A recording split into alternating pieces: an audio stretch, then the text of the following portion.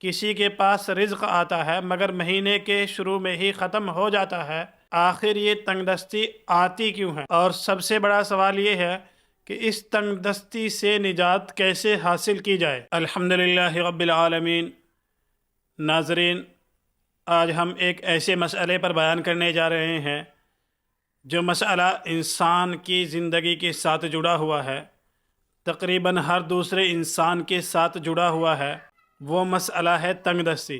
کسی کے پاس نوکری ہے مگر برکت نہیں، کسی کے پاس کاروبار ہے مگر فائدہ نہیں، کسی کے پاس رزق آتا ہے مگر مہینے کے شروع میں ہی ختم ہو جاتا ہے، آخر یہ تنگ دستی آتی کیوں ہے؟ اور سب سے بڑا سوال یہ ہے کہ اس تنگ دستی سے نجات کیسے حاصل کی جائے؟ آج ہم اسی کے متعلق بیان کرنے جا رہے ہیں کہ آخر انسان کی زندگی میں تنگ دستی آتی کیوں ہے اور اس سے کیسے بچا جائے۔ ناظرین کرام، تنگ دستی صرف پیسوں کی کمی کا ہی نام نہیں ہے، بلکہ دل بے چین ہونا، گھریلو جھگڑے اور سکون کا ختم ہو جانا، اس کو بھی تنگ دستی ہی کہتے ہیں۔ جب انسان کی زندگی صحیح چل رہی ہوتی ہے، اچانک سے اس کی زندگی تنگ ہو جائے یا اس کے پاس کوئی پریشانی آ جائے تو انسان یہ سمجھتا ہے کہ یہ تو کسی نے کچھ کروا دیا، یا پھر حالات ہی ایسے ہیں، یا پھر انسان اپنی قسمت کو قصوروار ٹھہراتا ہے۔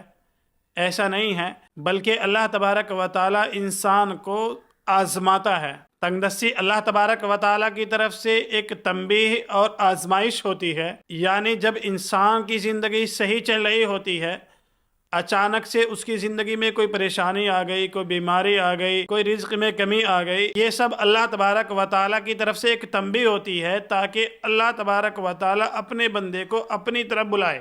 جیسا کہ اللہ تبارک و تعالیٰ نے قرآن کریم میں بھی ارشاد فرمایا ہے وَلَنَبْلُوَنَّكُمْ بِشَيْءٍ مِّنَ الْخَوْفِ وَالْجُوعِ وَنَقْصٍ مِّنَ الْأَمْوَالِ وَالْأَنفُسِ وَالثَّمَرَاتِ وَبَشِّرِ الصَّابِرِينَ۔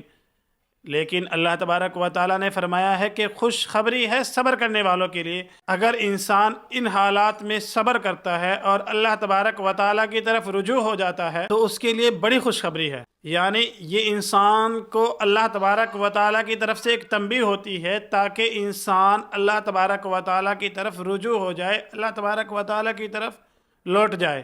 تنگ دستی کی ایک بہت بڑی وجہ انسان کا نماز میں غفلت کرنا اور کوتاہی کرنا بھی ہوتا ہے۔ یعنی جب انسان نماز میں کوتاہی کرتا ہے، خاص طور پر فجر کی نماز میں جب انسان کوتاہی کرتا ہے تو اللہ تبارک و تعالیٰ اس کی زندگی میں تنگ دستی عطا کرتے ہیں، اس کے رزق میں کمی کر دیتے ہیں، کیونکہ فجر کی نماز صرف نماز ہی نہیں بلکہ اس نماز کے ساتھ پورے دن کے رزق کا فیصلہ جڑا ہوا ہوتا ہے۔ جب انسان فجر کی نماز سے دن کی شروعات کرتا ہے، اللہ تبارک و تعالیٰ کی عبادت سے دن کی شروعات کرتا ہے، تو اللہ تبارک و تعالیٰ اس کو پورے دن صحیح سلامت رکھتے ہیں اور اس کی زندگی میں بھی برکت عطا فرماتے ہیں اور اس کے رزق میں بھی برکت عطا فرماتے ہیں۔ لیکن اگر انسان کی صبح ہی اللہ تبارک و تعالیٰ کی عبادت سے نہ ہو، یعنی صبح ہوتے ہی انسان نے فجر کی نماز نہیں پڑھی، اللہ تبارک و تعالیٰ کا نام نہیں لیا، تو اس کی زندگی میں بے برکتی کا ہونا، اس کی زندگی میں تنگ دستی کا ہونا،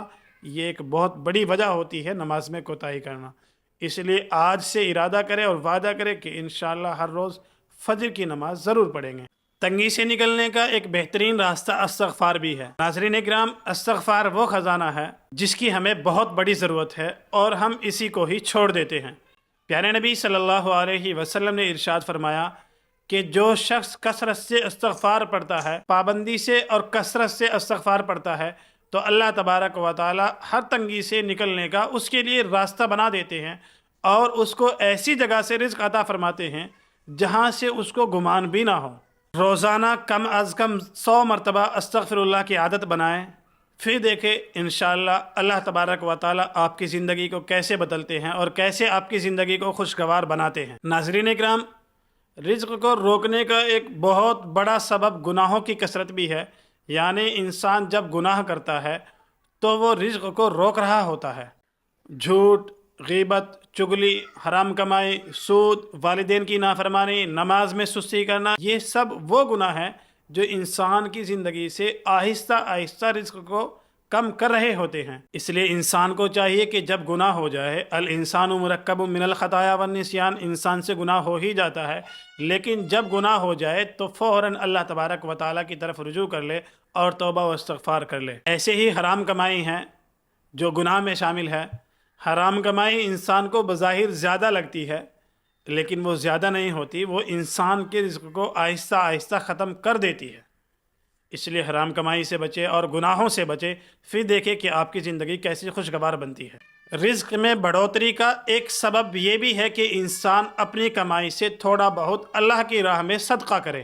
دنیا کا اصول ہے کہ خرچ کرنے سے مال کم ہوتا ہے، لیکن اللہ تبارک و تعالیٰ کا اصول یہ ہے کہ جب انسان صدقہ کرتا ہے، اپنی حلال کمائی سے غریبوں کی مدد کرتا ہے، 5 روپے 10 روپے 20 روپے جب انسان صدقہ کرتا ہے تو اللہ تبارک و تعالیٰ اس کی کمائی میں برکت عطا فرماتے ہیں، اس کے رزق میں بڑھوتری عطا فرماتے ہیں۔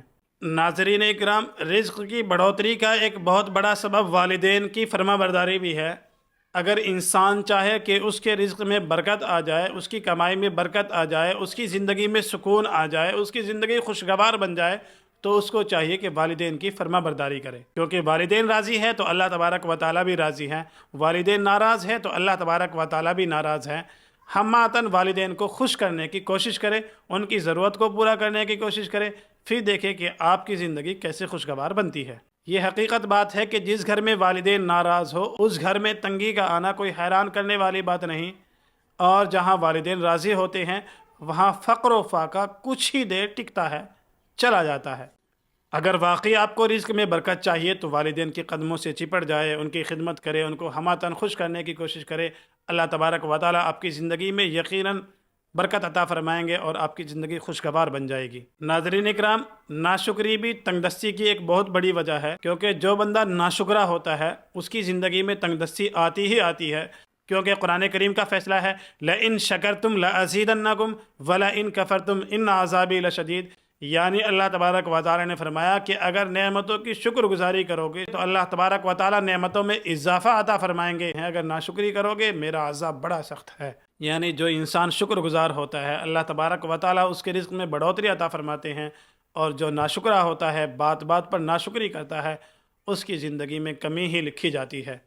اس لیے انسان کو قناعت سیکھ لینی چاہیے، دل خود بخود امیر بن جائے گا۔ صبر کرنا چاہیے، دل خود بخود امیر بن جائے گا۔ آئیے آج ہم نیت کرتے ہیں کہ نماز کی پابندی کریں گے، استغفار کی عادت بنائیں گے، حرام سے بچیں گے، گناہوں سے بچیں گے، صدقے کو معمول بنائیں گے اور والدین کی فرما برداری کریں گے اور شکر گزار بندے بنیں گے۔ پھر دیکھنا اللہ تبارک و تعالیٰ کیسے ہماری زندگی میں برکت عطا فرمائیں گے، اور کیسے ہمارے گھروں میں سکون واپس آ جائے گا، اور کیسے ہمارے گھروں میں رزق کی دولت برسے گی۔